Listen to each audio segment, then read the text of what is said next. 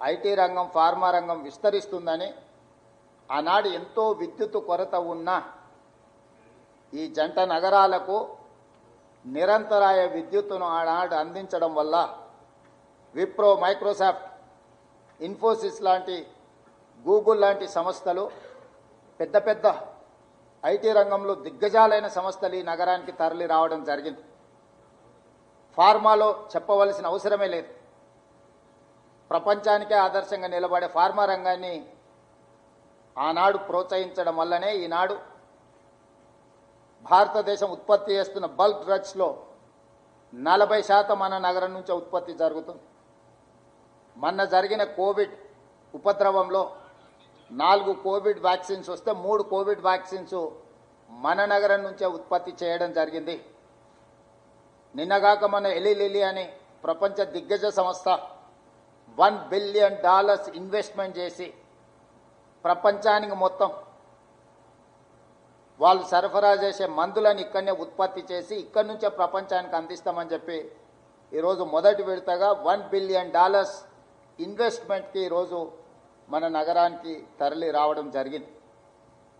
ఇలాంటి చాలా సంస్థలు మేము వచ్చిన తర్వాత global capability centres, data centres, ఇతర సంస్థలు, జీసీసీలు, ఈ దేశంలో వచ్చిన ఫార్చ్యూన్ 500 కంపెనీలకు సంబంధించిన జీసీసీలు ఈ దేశానికి వచ్చిన దాంట్లో 70% ఓన్లీ హైదరాబాద్ నగరానికే తరలి వచ్చినాయి.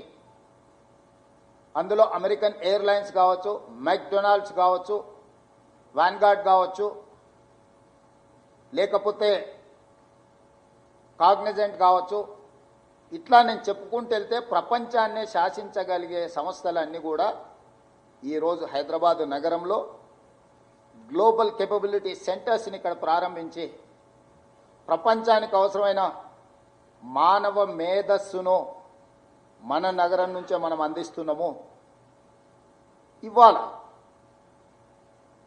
ఇవన్నీ రావడానికి కారణం ఆనాడు తీసుకున్న ప్రణాళికలు.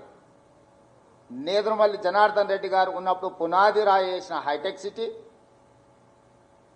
రాజశేఖర్ రెడ్డి గారు కొనసాగించిన ఔటర్ రింగ్ రోడ్, అంతర్జాతీయ ఎయిర్పోర్ట్, మెట్రో రైలు, కృష్ణా గోదావరి తాగునీటి జలాలు, ఐఎస్బీలు, నల్చర్లు, ట్రిపుల్ ఐటీలు, చంద్రబాబు నాయుడు గారు ప్రారంభించిన రాజకీయ కక్ష లేకుండా వాటిని వేగంగా అభివృద్ధి చేయడానికి, ఒక నాలెడ్జ్ హబ్ని క్రియేట్ చేయడానికి ఆనాడు విజయభాస్కర్ రెడ్డి గారు ప్రోత్సహించిన అపోలో హాస్పిటల్స్ నుంచి మొదలు పెడితే ఈనాడు ఉన్న ఏఐజీ, యశోద, గొప్ప గొప్ప హెల్త్ సెంటర్స్ ఇక్కడికి రావడానికి కారణము ఆనాడు కాంగ్రెస్ పార్టీ తీసుకున్న పాలసీలే.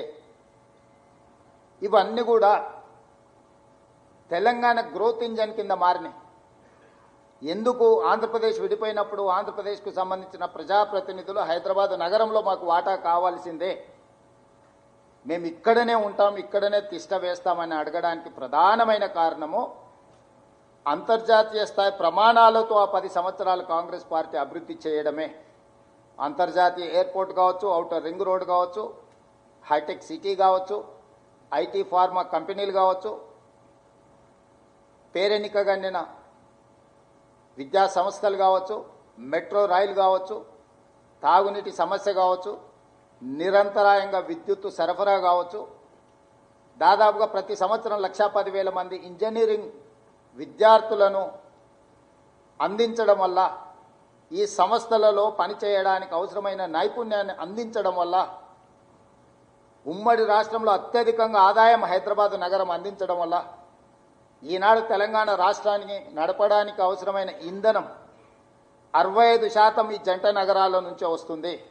భారతదేశంలో హైయెస్ట్ పర్ క్యాపిటా దేశంలోనే రంగారెడ్డి జిల్లా మొదటి స్థానంలో ఉంది పర్ క్యాపిటాలో. అంటే ఆనాడు కాంగ్రెస్ పార్టీ తీసుకున్న నిర్ణయాలు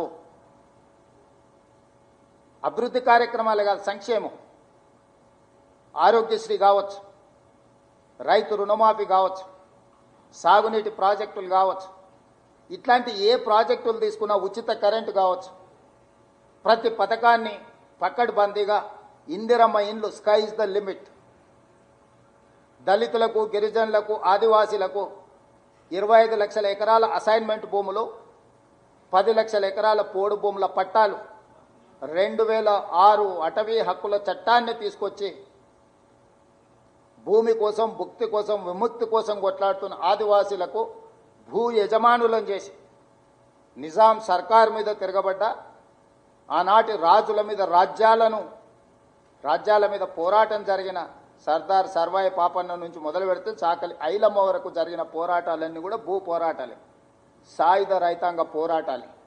వాళ్ళ వారసత్వం కిందకు వచ్చిన నక్సల్బరి దున్నేవాడికి భూమి అనే నినాదం ఇస్తే ఆ నినాదాన్ని తూచా తప్పకుండా అమలు చేసిన పార్టీ కాంగ్రెస్ పార్టీ. పివి నరసింహారావు గారు, శ్రీమతి ఇందిరాగాంధీ గారు అగ్రికల్చర్ సీలింగ్ యాక్ట్ తీసుకొచ్చి జమీందారుల దగ్గర, జాగీర్దారుల దగ్గర, భూస్వాముల దగ్గర ఉన్న లక్షలాది ఎకరాల భూములను ప్రభుత్వం తీసుకొని అసైన్మెంట్ పట్టాల మీద భూములు పంచిపెట్టడం వల్ల ఈరోజు దళితులు, గిరిజనులు గ్రామాలలో తలెత్తుకొని తిరగగలుగుతున్నారు. మేము భూ యజమానులము. ఇల్లు లేని వాళ్ళకి ఇందిరమ్మ ఇల్లు ఇచ్చి 25 లక్షల ఇండ్లు ఈ ప్రాంతంలో ఆనాడు రాజశేఖర రెడ్డి గారు స్కై ఇస్ ద లిమిట్ అనే పథకంతో ఇందిరమ్మ ఇండ్లను పేదలకు ఇండ్లు ఇచ్చి ఆత్మగౌరవాన్ని పెంచింది కాంగ్రెస్ పార్టీ. ఒకవైపు అభివృద్ధిని, ఇంకొక వైపు సంక్షేమాన్ని బ్యాలెన్స్ చేసుకుంటూ ఒక గుడ్ గవర్నెన్స్, ఒక ట్రాన్స్పరెంట్ గవర్నెన్స్ అందించి ఆ 10 సంవత్సరాలు నిరంతరం కాంగ్రెస్ పార్టీ రాష్ట్రం, కేంద్రం సమన్వయంతో పనిచేయడంతో ఆ రోజు మెట్రో కట్టుకోవడానికి జైపాల్ రెడ్డి గారు అనుమతి ఇవ్వడమే కాదు, వాయబుల్ గ్యాప్ ఫండ్ అని కేంద్ర ప్రభుత్వం నుంచి అదనంగా 100 కోట్ల రూపాయల నిధులు ఇవ్వడంతో ఈరోజు హైదరాబాద్ నగరానికి మెట్రో రైలు వచ్చింది. ఇవన్నీ చరిత్రలో చంద్రశేఖరరావు గారు చెరిపేస్తే చెరిగే సత్యాలు కావు. వారు ఏదో అనుకుంటున్నారు, వీటిని మసిబూసి మాయరడికాయ చేసి సినిమాలలో మనం సినిమా స్టోరీ అంతా ఒకటి ఉంటుంది, ప్రేక్షకులను ఉత్తేజపరచడానికి ఐటమ్ సాంగ్ అని ఉంటుంది అప్పుడప్పుడు మధ్యలో. అలాంటిని ఆదర్శంగా తీసుకొని కేటీఆర్ గారు ప్రచారాలు చేసి కాంగ్రెస్ పార్టీ మీద దుమ్మెత్తడానికి ప్రయత్నం చేస్తున్నాడు, దుమ్మెత్తిపోయడానికి. ఆయన ఎన్నికల ప్రచార సరళిని ఒకసారి గమనించండి. ఈ మధ్యకాలంలో వచ్చిన పుష్పలో శ్రీలీల ఐటమ్ సాంగ్ను చూడండి, ఏమైనా తేడా ఉందా? ఈ రాష్ట్రానికి నాయకత్వం వహిస్తానని చెప్పే నాయకుడి యొక్క ప్రచార సరళి పార్టీ జెండాను, కండువాను గాల్లో ఇలా తిప్పుకుంటూ ఎవరు చేస్తారు ఇవన్నీ? అందుకే మా 10 సంవత్సరాలు 2004 నుంచి 2014 వరకు జరిగిన సంక్షేమము, అభివృద్ధిని కొలబద్దగా తీసుకోండి, విశ్లేషించండి, ప్రశ్నించండి మమ్మల్ని. 2014 నుంచి 2026 వరకు ఆల్మోస్ట్ డిసెంబర్ 2023 వరకు వాళ్ళే ఉన్నారంటే ఆల్మోస్ట్ 10 years. 2 సార్లు రాజశేఖర రెడ్డి గారి నేతృత్వంలో ఏర్పాటు చేసిన మా ప్రభుత్వం, 2 సార్లు